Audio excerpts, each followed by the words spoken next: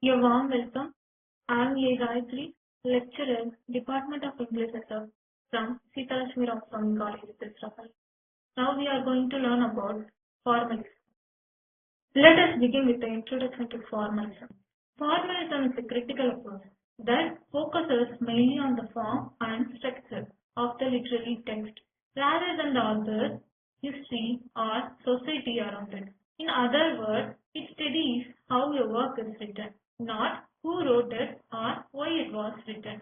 This movement started in 20th century Russia, especially around the 1910s and 1920s when scholars wanted to make literary studies more scientific and objective. Instead of relying on psychology, biography, or politics, they emphasized analyzing the literary devices, techniques, and structures. So, formalism set the stage for swift literary criticism, directing away from eternal influence, instead encouraging us to carefully examine the text itself as an independent object of study. Formalism is defined by three major features. First, it puts the focus on the text itself, not the author or history. Second, it studies literary devices and techniques like imagery, rhythm, or narrative style to see how they give meaning. And the third, the rejection of eternal influence. Things like biography, politics, or cultural are set aside, so the text can be analyzed as an independent concept. Analytical method of Russian formalism. There are three key approaches.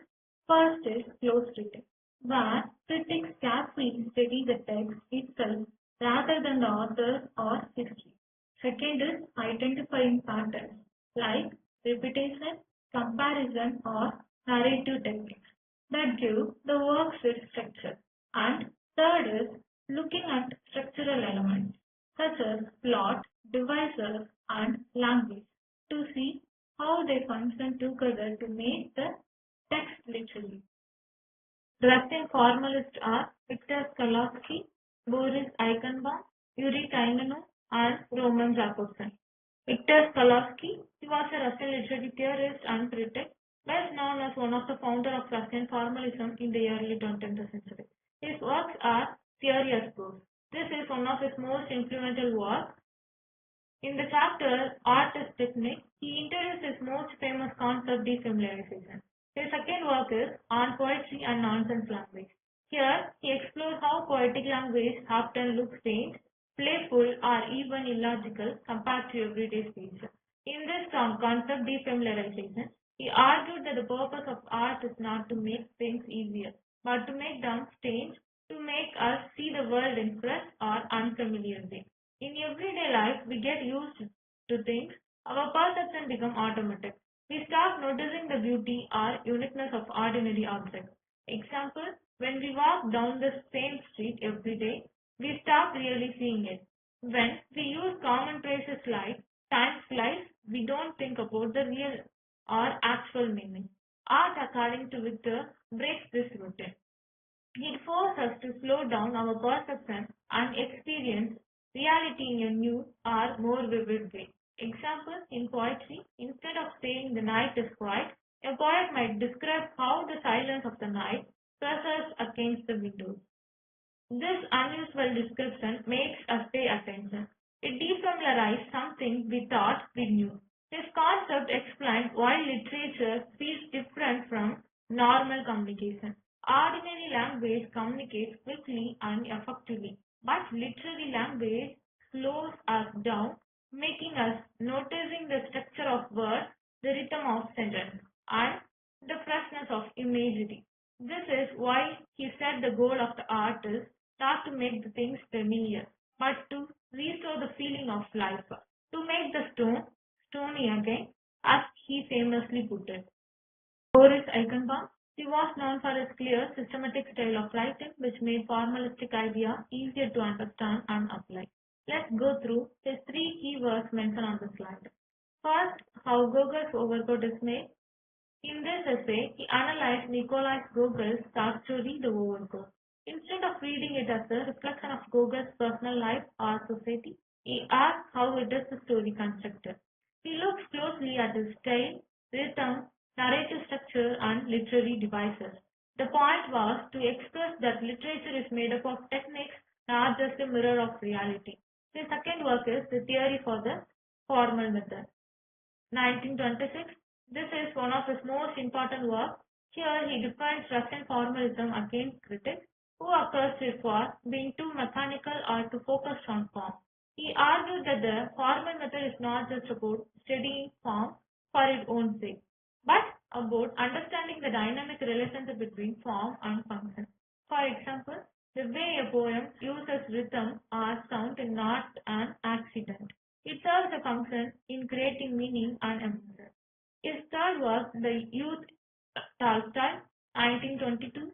In this work, he analyzed how Leo Tolstoy's works developed. He expressed how Leo Tolstoy's experiments with narrative voices, perspective, and techniques to find his own literary identity.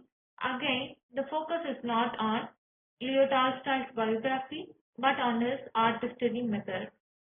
Yuri Ternov, he was another important figure in Russian formalism, who also helped in the transition towards structuralism. His works are The Literary Factor, 1924. In this work, he argued that literature should be studied as a system, not as an isolated work. He emphasized that every literary text exists in relation to other texts and genres. Example, a novel cannot be understood on its own. It must be seen as a part of a large literary system. A second work is Thesis on Language. This was a joint work with Jacobson, where they connected literary studies with linguistics. This was a major step from formalism to structuralism, expressing that literature is a structured system of signs very similar to language. Roman Jacobson. He was the leader of Prague Linguistic Circle, a group of scholars in the early 20th century who focused on the structure of language and literature.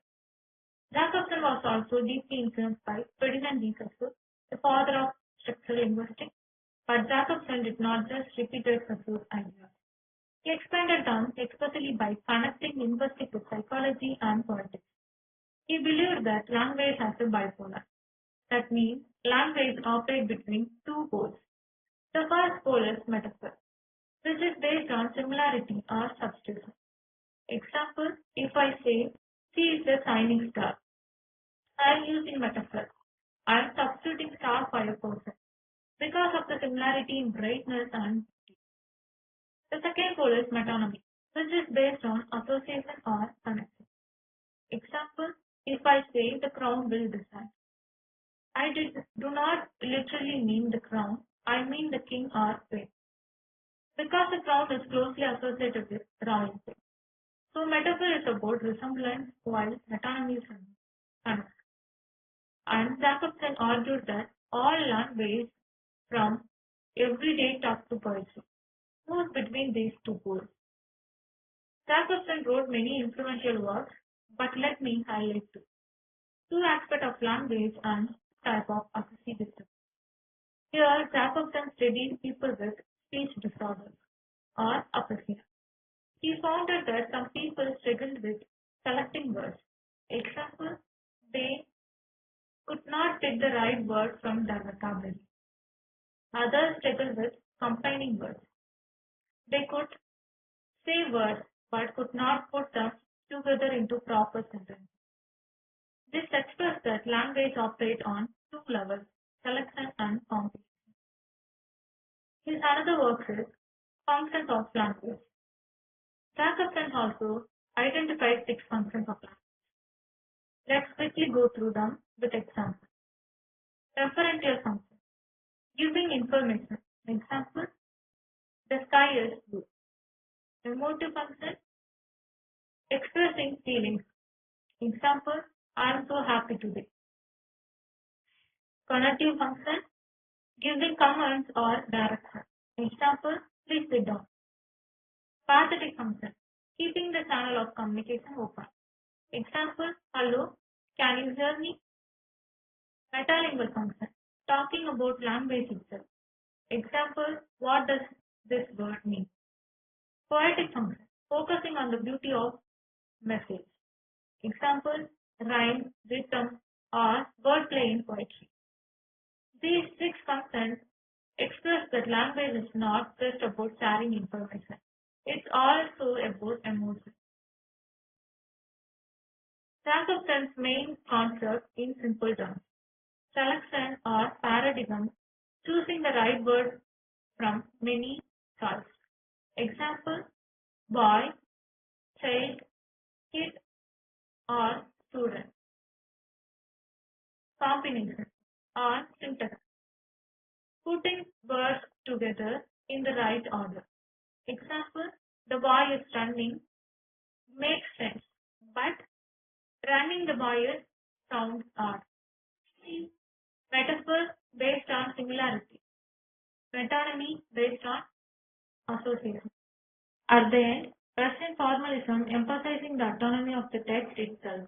It teaches us to see literature not just as a reflection of history or the author, but as a work with its own structure and beauty. By focusing on form, patterns, and techniques, formalism helps us better appreciate the form, beauty, and unique craft of literature. Thank you.